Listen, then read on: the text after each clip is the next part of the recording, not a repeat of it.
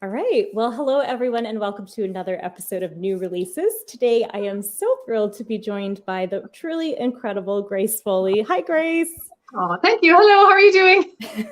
Very good. And yourself? I know it's late in Ireland, I'm good. but It's darker here than where you are. yeah, I'm getting there, but not quite as much. So thank you so much for coming on. Oh, it's my pleasure. Thank you for having me on. And we are here to talk about what's a very exciting thing. I love Christmas music. I know you do too. And you've done a part one already to A Time for Christmas. And now comes a part two. So tell us, some of the songs you did part one, was it that you were thinking like there was always ones you wanted to have a part two, or how did that process come about? I would love to pretend that my mind is as organized as that, Okay. but I won't lie because people who are on here will know me. No, basically during the pandemic, well, actually way before that, I'm obsessed with Christmas. So everyone always said, you're going to have to make a Christmas album someday. But as we know, albums are expensive and albums are a really big project. It was during the pandemic and I was sitting down with my husband. I said, I'd love to record something. And he said, why don't you make an EP, like a short record? And I thought, oh God, but how do I pick the songs? And I also think it was his suggestion that it be a series of EPs. So it became volume one with the and then you're making a promise to yourself and everyone else that there will be a volume 2, 3, 4, 5. I would love to get to volume 5. And I would love then to have a collection of them. And then that would be something you could buy as a collection, which would be lovely. And after that, then we'll see what I'll do next. But I'm obsessed with Christmas and I have to be careful when choosing songs not to pick. I was aware I didn't want to have every single song that was my favorite Christmas song or all big Christmas songs on volume 1 or on volume 2 because I need to keep some of them. So I'm slightly organized. I have some songs that I've pushed out through the other EPs, but I'm trying to get a balance on them. So I've got, we'd say I had Silent Night in the first one. I have Oh Holy Night on this one. Kind of a singer-songwriter one, which was my own one on the first one. And then there's one by an Irish singer-songwriter. So there's kind of a balance. Have Yourself a Merry Little Christmas on the first one, White Christmas on the second one. So there's kind of a structure that's kind of accidentally happened, and now I'm going to try to on purpose continue it throughout the other volumes. That's awesome. So just going to give a quick shout out. I know we have some supporters of yours here. Santo is here. Hi. We have Gerald McEwen. Hi, Gerald. The wonderful Tuomo as well. So we'll keep an eye out, guys. If you have any questions for Grace, please pop them in the chat. Hi, Tuomo. They're one of my coffee family members. Yes. And you were just telling me about this. I know we've chatted about it before, but when you're doing a release like this is really where you get so many perks and benefits. So can you tell us a little bit, for those who haven't seen, what coffee is, and what, some of the benefits for this album are if they go ahead and sign up? Yes. Well, I called it Kofi when I saw it first because it's what it says in the tin, but actually it was Mary Jess Leverland, a friend of mine, another singer you'll all know really well, who discovered it in our group. And she said, no, it's coffee. So it's just different spelling for coffee. I think the whole thing started that you could buy someone a coffee. So it's like Patreon, but the artist gets more from what you give. So it's so appreciated by us artists when people support us on platforms like that. But it's very frustrating then, even for the patrons, to know that lots of their money doesn't go to the artist. So coffee is great that way because we actually get all of the money that you give comes to the artist and you pay a yearly subscription as an artist. So it's really great that way as a platform. Then in terms, you can offer whatever rewards you like. So I have different tiers, and everyone who's a member of my coffee family is called a Gracelet. So I'm hoping someday I'll make a Gracelet bracelet. If you see, I like it. I'm hoping that's going to come down the line. So there's different tiers. So there's a Facebook group where you get everyone gets behind the scenes, first look at videos, posts I don't put anywhere else. And then if you're a higher tier, you get some extra stuff. So you get to go to listening parties, little bonuses like that. And then if you're at the top tier, you get your name in the thank you section of the EP. You're a producer, you get to come to a little chat with me either before or after any live launches that I do online or in person. So it just depends which tier you join. But even from the bottom one, you get into the Facebook group, which is where I do a monthly concert. Didn't happen in October because I was struck down by laryngitis, everyone's worst nightmare. Yes. Things. So we'll be having maybe a bonus concert in January because, January is a bit of a blue month anyway. So basically, that's how the coffee works. And they will get to see the first launch of this EP because tomorrow night I'm going to be doing a live performance of all the songs from this EP. And it's going to be at 7:30 GMT. So you can work out from there what time that is for you. But it's not too late to join. If you join this evening or tomorrow, you can see that concert. So that'd be the very first. It's like a pre-launch for those in my coffee family. So that's well worth signing up for, guys. If you haven't, definitely check that up. And that's just Ko-fi.com. Coffee. Wow, it's taking me a minute. Coffee.com/Grace Foley Singer. Yes, I think that's how it works. Yes. Perfect. So I'm just going to share your beautiful cover here. You've talked a little bit about the songs, Grace. So tell us about, do you have a vision with Christmas, like traditions or anything that you like to wear on Christmas? It's changed over the years. I'm an only child, so it was always just me, my mom and dad when I was very young. And then for Christmas dinner, and we called in to see my grandmother and my uncles in the evening. And as time went on, my other set of grandparents came for dinner. It was quite casual. We put on, but everyone has their Christmas Day outfit. But it was always nice and cozy and comfy. And then as the years passed on, and unfortunately, some of my grandparents passed away, it changed a little bit, but we still did family at the first part of the day, my own family, and then into my uncles in the evening. And then myself and John decided, well, my husband John, we have to start actually seeing each other on Christmas Day. So a new tradition started, and we continued it on with little Anna, and we're going to do it again this year, where we have Christmas Eve with John's family, who are in the north of Kerry, so about an hour from us. Then we come back on Christmas Eve, visit my parents, back to the house, prep for dinner. We cook the dinner. We have Santa Claus here, of course, on Christmas Day, which we're very excited for this year because Anna's been a very good girl. And then dinner in the after nap time, basically. So it's going to probably be a bit busier because we were doing the cooking and we're doing the parenting, but we're really excited because it's even more special when you've got a little lady running around the house as well. Oh, I'm sure. I feel like as you get older, you maybe lose a little bit of the joy of some things, but I can just imagine seeing it for the first time through your child's eyes. Must be incredible. We thought we wouldn't get much from her last year, but like she was only she was a year, and she wasn't a year at all. She was about 8 months, I think, last year. I'm trying to calculate. Not good with numbers. I think she was 8 months last year. Me neither. And we thought like she won't react. And we brought her down to the dinner in the morning, and she was just like looking at everything, and then she actually went to open them all. And this year, I think it's rubbing off, but every time she sees a Christmas decoration or Christmas lights, she goes, "Oh wow, oh wow!" So the drama has continued on. So hopefully that'll be our tradition as well. Really dramatic "oh wows" every December. I love that. So Santo has just written in. He said that I guess the concert time is 2:30 Eastern. He did the calculation for us. Oh, great! So thank you, Santo. I don't ever want to do that in case I get it wrong. I'm like, just stick to GMT and then work it out from there. That's the smart. Every time I try and do it, every year I forget that the change happens. You guys change hour before we do, and I always get it wrong. So that's the smart way. It's safer. So tell us, today you also had something really special. Let me see if I can share this back again. I think I put it full screen now, but you have released a new music video, and I can't hit play, but that's okay. This video is for Oh Holy Night. So tell us a little bit. That's just a beloved carol. What does it mean to you?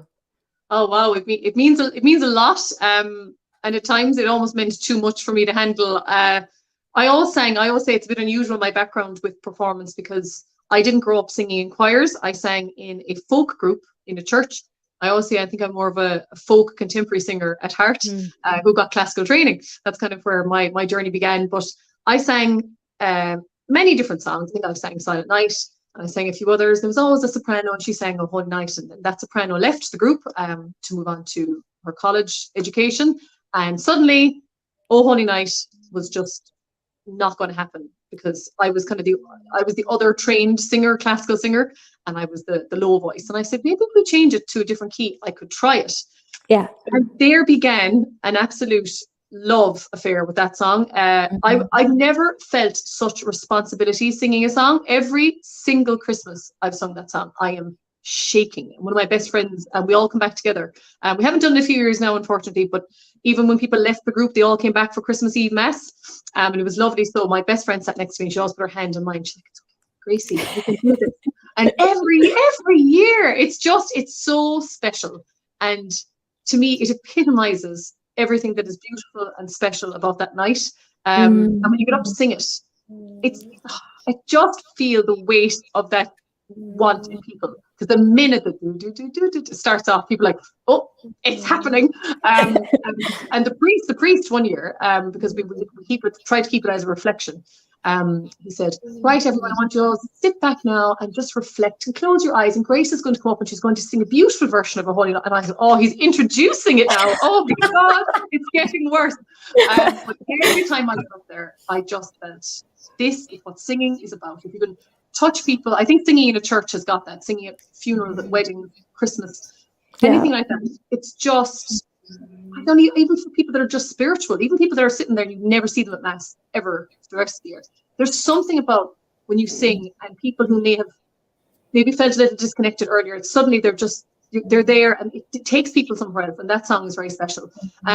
Unfortunately, I went through a period in my life where I lost the ability to sing. And the hardest thing in the world was not being able to sing this. I found out I had the beginning of a vocal nodule at one point, and I was due to record this for my mom as her Christmas present, and I decided I would go ahead and do it anyway. It's a recording I have not listened to ever since, but I'm very proud I did it. It was a very emotional night because it was a surprise. So I played it for her, and she knew that I had to stop singing for about 6 months, so that was the last thing I did. And I never recorded it. I couldn't go near it since. It was a bit too much for me to take. And then when I was back singing and back in full voice again, it was a song that when I got back up there singing it, I thought, yes. And I didn't do it on the first record. I think I didn't want it to be on the first record. I think I wanted to settle into those EPs and settle into myself and give it a bit more time. And as I said, Silent Night was on the first one, which is so special as well. Yeah. So it's on this one. My mom sponsored the song when I did my crowdfunding campaign, which was such a lovely surprise. Saw her name pop up, and so her name is next to it. So if you get your CD, it says "A Holy Night, Grace Foley" here in the back. That's Mom. So it's her favorite song, and she is just absolutely delighted that she can finally listen to it whenever she wants. Oh, that's so special. I love that. To me, that means a lot too. And I think what you said is so nice, because I've had people from different backgrounds. I'm sure you had students too. It's like I had one Jewish girl, and she wanted to sing that song. There's something about it. It's magic. It is magic. It is magic. And your video is gorgeous. So whoever hasn't seen it, please go watch it. Let's get those views up. Please do. Please share it with the word. Yes. How early, I know this is a question you probably get a few times, but people don't realize, how early do you have to start recording when you are doing something to be released at Christmas time? June.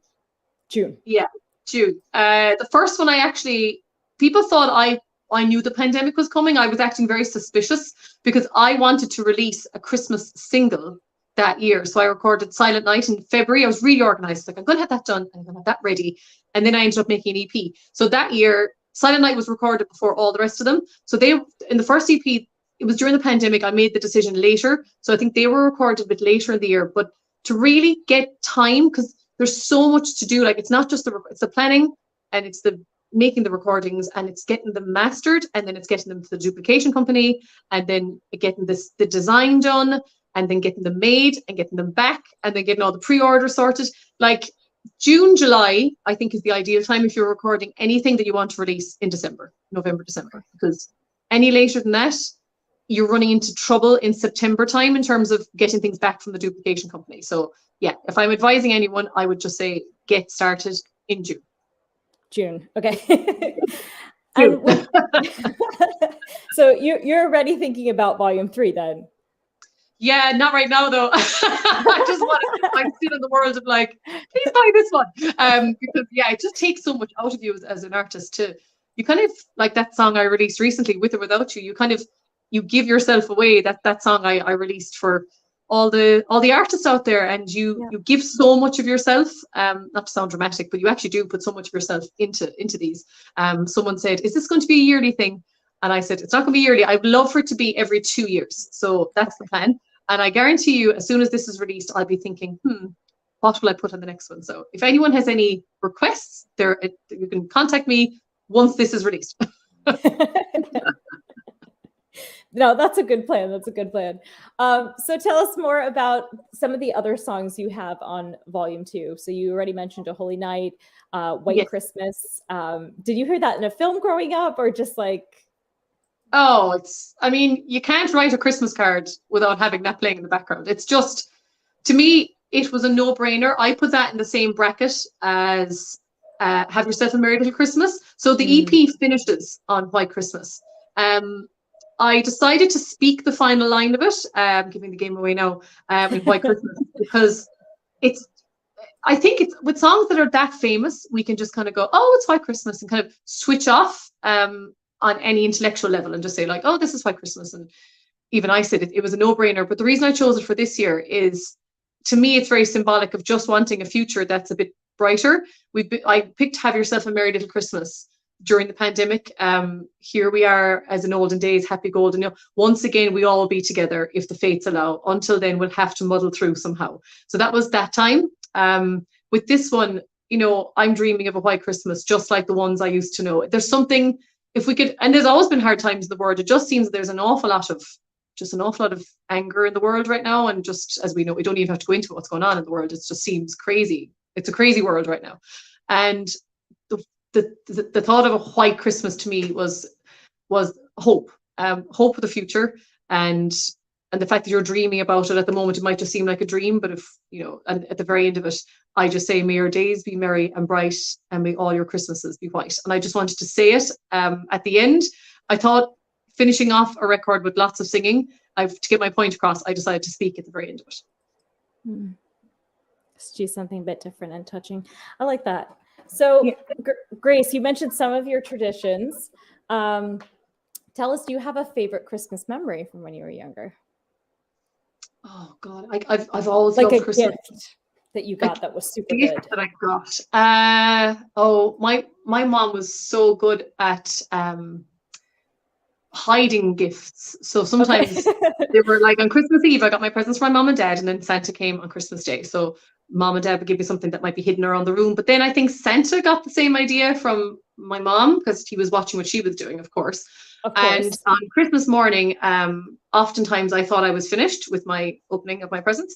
And I remember one year, my mom pointed out we hadn't turned on the Christmas tree lights, which was terrible. So I went in to do that. And as I went under, I turned to the side, and lo and behold, a scooter was just right behind the couch. Ooh. And I've been asking for one of those, because Santa, he doesn't always bring what you want immediately, but sometimes if you ask again and again and again, you get it. But that was very exciting, because I didn't even think I was going to get it, and there it was, hidden. So that was quite exciting. And also when I got my first microphone, so it was one of these ones where it basically made you phone work, but it was very exciting to me because it made me slightly louder than I was before. And I guess then as an adult, John and I got married in December. So in terms of a gift, that was the nicest gift that year as well. So yeah, it's adults deserve nice gifts at Christmas too. So my husband was one gift, and my scooter was my other favorite gift. I like that. Don't make me choose between them. Do you have a favorite Christmas dish to prepare or to eat? I am the most boring eater you will ever come across in your life. I was I think it was our group chat before. I can't remember, was that just for ourselves, or I think it went out to everyone. And I think it was Natasha Hardy who was laughing at me because we were talking about like your favorite takeaway, and I was like, oh, I like Thai, but I just basically want like chicken but no garlic and like no flavors, and then broccoli and carrots and then no other veg, and then she was like, you just want a roast is what you want. You don't you don't want a Thai. So I guess I love a roast potato. I do love a roast potato. My mom makes really good roast potatoes, but we're making it this year. So John made really good ones last year as well. I guess it's just it's the smell in the morning of the oven being on, because I think that's it. I think you can almost taste Christmas when you well, obviously like we're doing the dinner, so we're up. But one of my favorite memories was waking up and going, and it's just, the oven is never on that early normally in the morning. It's never on first thing in the morning. And I remember that smell that would just go through the whole house. And sometimes it might just been the oven was just on. And then when the turkey went in, it's just that smell, I think, is more my favorite thing, more so than the taste, because I could sit down beside a box of chocolates all day, like everyone.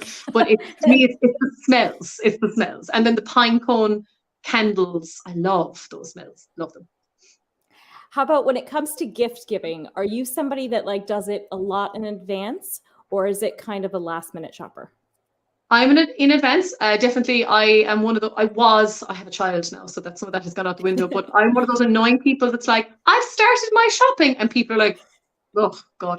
So I like to go pretty personal if I can. So last minute shopping doesn't work for me. I usually record a song for my mom and dad as their Christmas gift. So that's has to be done in advance. Hasn't been done yet, mom and dad. Richard did. It's been a busy year, and then there was the whole laryngitis situation. So I do need to do it in advance, because, as I said, I like to give personal gifts. So me arriving into town at 3 p.m. on Christmas Eve is just me buying socks for everyone, and there's no point. There is one uncle who I just every year what will I get him? I can't get him anything personal. One year, I know he loves brown sauce. I'm not sure if that's an Irish thing, like you put on chips. I don't know if that might be it. I don't like it. But one year, I got him his usual fancy socks and his deodorant and Gillette shaving things. I hope he does. Like, we're always, you don't smell. I don't get you these because you smell. I want you to smell even nicer. So you got his socks. And you got his typical man gifts. But then I also got him a bottle of brown sauce and put a big ribbon on it, and he looked thrilled with that. So, I mean, if I can be personal about it, I will. You will do. Okay. How about when it comes to a tree? I know people are very split. Are you artificial tree, or does it have to be real? I'm artificial. I know that's a bit, but because I don't have the patience to wait for the real trees to come into town. If I had my way, we would be putting the tree up tonight.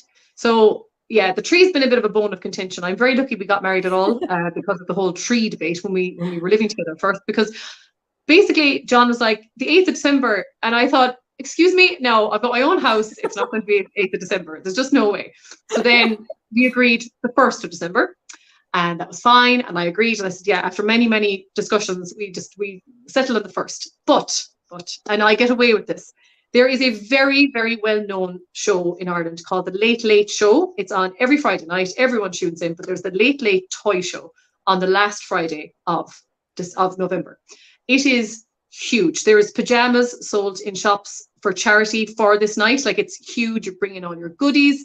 Oh, wow. And that usually falls the 27th, 26th, 27th, 28th, one of those dates, the last Friday. So I've gotten away with the tree and the garland over the fireplace can go up for that night. And then the rest of it has to wait until the 1st. So, yeah. So you're bargaining your way in. Yeah. I mean, I said today, like, some people are putting their tree up today. And John said, good for them. So, yeah. Funnily enough, my husband is also John, and we also have this debate. So, yeah. Okay. Do you have to wait for a while? Yeah. So here, because we have Thanksgiving, we have to do it. He says, wait till after Thanksgiving. Okay. So that's the point. But do some people put them up for Thanksgiving, or do you have to wait until that time? The stores, the shops, right after Halloween, it just goes to Christmas. Yeah. But, there is another holiday here. So my husband's like, you have to wait. But I've already started singing it, as all singers do before. So we get to kind of push the button. Yeah, that's our excuse. It's our job. Yeah. Grace, so tell us, it's been so fun chatting about this album. You have this concert coming up for your coffee members tomorrow. Yes. The special and you also had, I think it was like a pre-listening party that you had. So there was a lot of perks. Yes. And you've got the big show. What'll be your favorite part, your favorite moment when you get on stage, do you think? I think sharing Christmas music is always a really good, it's always a really good feeling, because if somebody has come to a concert where there's Christmas music, it means they actually really like it. Because some people are like, if you do it too early, or if you talk about Christmas too much, some people can be a bit like, I don't like Christmas. But if you're doing it on stage and people have paid to go in, they must really like Christmas. So you immediately get this really good, warm and fuzzy feeling from the room. But I guess I think this EP, and I probably have said it about every record and EP as I've gone along, but I think this is the most me. And I think the reason that is because I'm becoming the artist. I'm kind of working my way through, what kind of artist I should be and what kind of artist I want to be. And I guess what I've learned this year, purely by coincidence, working with a producer who has a more of a folk background, is it brought that back out in me. And while O Holy Night is so special, and that it's finally recorded, there's songs on this, probably one in particular, Christmas Past. It's track 4. It's very me as a person. I think I always thought that the music I listen to, I had to kind of keep it separate to the music I sing. But this is what I listen to and what I sing now. I've always loved, Falling Slowly, Blower's Daughter. I kind of edged my way in, but this is probably the least classical thing I've done is Christmas Past. It's a bit more of a contemporary feel to it. And Only You, that looking from a window above, also not classical, but it's got Graceified. It's not crossover-fied. It's got, so some people say, oh yeah, you do that thing you do. And I don't know what it is I do, but they kind of have a touch of classical, a flavor of classical in there somewhere. 2 of them are quite, like, obviously O Holy Night. Noel is a beautiful song. It's track 2. It's not very well known. One of my students brought it to me and I fell in love. It's stunning. I'll just announce now that I'm bringing out a second music video before Christmas, and it's for Noel. Yes, I haven't told anyone that, so that's an exclusive. Exclusive, guys. Exclusive. So that's what's coming out later in December, and it's so crossover because it's really for the contralto voice. Lauren Daigle originally sang it by Chris Tomlin. If you look it up now and listen to the original, it's absolutely stunning, and I'm so happy with that because that's a real mix of my style and my more contemporary style and my more classical style. Holy Night is much more classical, and then you have Only You, Christmas Past, a bit more contemporary, and then White Christmas, which is just White Christmas. It's warm and fuzzy and it's beautiful. So I think it's got something for everyone. Yeah, I like that though. What you were saying about, it's almost like you give yourself permission, where you have these musics you listen to, but because of our background in classical, you kind of, I don't know. I was always reluctant to bring popular songs to my voice lessons because I was like, I have to save my voice lessons for these big pieces, Yeah. But it's nice to grow as an artist and be like, it's just good music, we can do this. It's so weird how scared we are, those of us who are classically trained. I mean, the amount of times I don't do it as much anymore. Someone said, would you ever sing this song? And I go, oh, no. Oh, no, no. Why not? So before I would have been like, oh, it's not classical. And then that changed, obviously, because I don't sing much classical material. And then if someone said, oh, could you sing this? And, oh, no, I couldn't sing that in that key. Could you not change the key? Oh, no, that has to be done in that key. Oh, no, that's written for a different voice type to my voice type.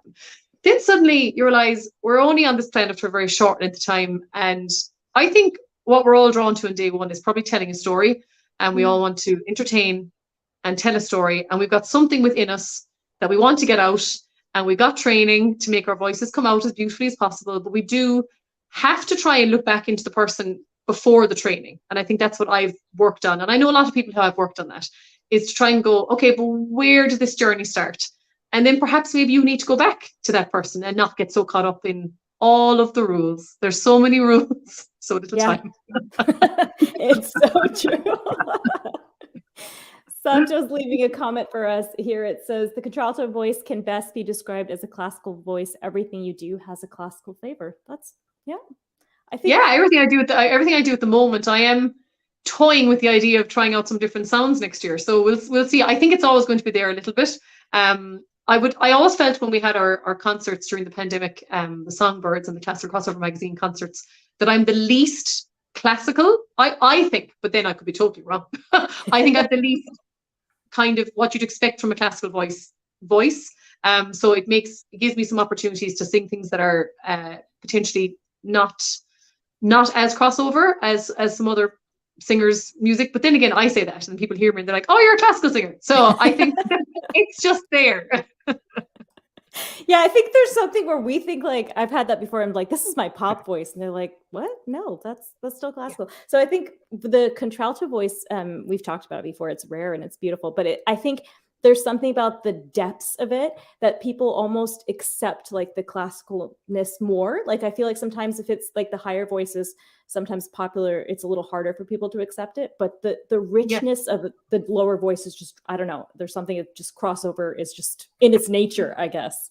Yeah, I agree. And I've definitely been at things, either the singer or been at something where sometimes I think you have to be very careful as a crossover singer. You might find a pop song that you love and you can sing really high. It doesn't mean you should, because I've seen people hear the start of like a Coldplay song, they go, ah! And they're like, no, because they feel a disconnect from that. I think as a classical crossover singer, you have to be very careful how you handle well-known contemporary music, because I think if we go hell for leather and just like high notes, high notes, high notes, high notes, you're trying to get people in who may not necessarily be part of the classical world. And it can be quite frightening to hear really high operatic notes. Even when I sing, because when I sing anything that's any bit high, it sounds very high because my voice is so low. And it's something I'm conscious of. And I think maybe that's why it can be approachable, but it's just because I have a lower voice, it might be more approachable. But certainly when I sing up high as well, I go right into that world of like, oh, you can see people, they kind of go, you're that classical singer. And there's kind of like a, oh, like you're kind of like my cousin when I was younger, my younger cousin used to say, you make such funny faces when you're singing. Like you're, oh, like we're kind of these strange beings that do these odd things with our bodies to make this produced sound, I guess. So I'm conscious of having a less produced sound than I have had. So that's easier for me in the lower range. It's much harder in the high range to try to have a less produced sound. So that's one of my plans for next year, to try and figure out how to hone it down a little bit more. Well, I love anything you've done. You did the Elvis Presley song. I think, didn't you also do a Patsy Cline song? I think that time period, it sounds so beautiful in your voice. So I'm excited to hear what you come up with, Grace. Yeah. Maybe something, somebody was messaging me last night. They said Joni Mitchell could be a good one. So yes. There you go. Another option. So we'll be excited to see where next year takes you. But for now, everyone go out and purchase your copy of A Time for Christmas Part 2. Is the best place your website for this, Grace? Yes, pre-ordering is still available. So on that image you have there, it's those top two. You can have it signed or unsigned, and I will be sending out pre-orders at the end of next week, and then from then on, actual orders. And there's a few different options on there. We will be bringing, I hope, on time for the launch, a Christmas decoration, which we had last time, a new version of that. So I'm hoping I'll have that by the time the launch comes around. And it will be available then on all platforms after the 27th, or from the 27th onwards. It's releasing. I just clicked all the buttons, like tick, tick, tick, tick, tick, tick, tick. So it should be, I don't trust this, but it should be everywhere from Sunday next week. Yeah. Well, that sounds amazing. Everyone, go please support Grace. We're always so happy to hear from you, hear your beautiful voice. Thank you so much for coming on and having this chat. Oh, thank you for having me. Thank you for always supporting me. You're so kind to all of us. We'd be lost without you. Oh, same, without music. So thank you guys again. If you have anything else for Grace, please go ahead and leave comments to her. Join her coffee family, and she will be able to answer those and follow concerts and do all those wonderful things. So thank you, everyone. Have a wonderful evening. Bye. Good night.